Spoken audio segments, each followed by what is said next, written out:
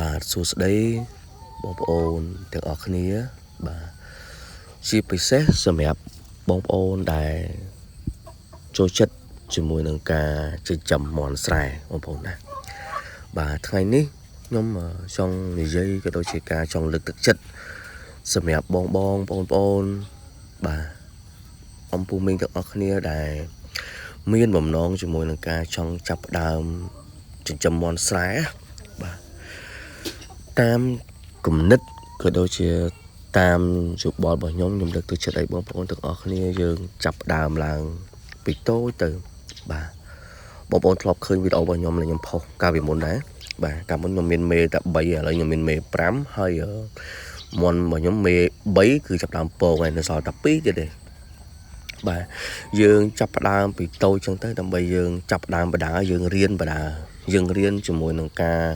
បង្កើតទ្រុងយើងរៀនពីការសម្អាតទ្រុងយើងរៀនអំពីការចាក់វ៉ាក់សាំងយើងរៀនអំពីការថែទាំកូនមាន់បាទយើងមានមេរៀនជាច្រើនតតែយើងធ្វើវាបានយើងជួបហើយបើយើងចាប់តាមឡើងធំតែម្ដងនៅពេលដែលយើងបរាជ័យគឺបរាជ័យធំប៉ុន្តែសម្រាប់យើងដែលយើងចាប់ដើមពីដើមទុនប៉ុណ្នេះបើសិនជាវាបរាជ័យក៏វាមិនអស់ប្រមាណវាមិនខាតបង់ប្រមាណដែរបងប្អូនទើបធ្វើឲ្យយើងមានអារម្មណ៍ថាយើងមានចិត្តចង់ធ្វើវាបន្តទៀតមិនបោះបង់អញ្ចឹងចេញពីខ្ញុំទៅបងប្អូនលើកទឹកចិត្តសម្រាប់បងប្អូនរបស់យើងដែល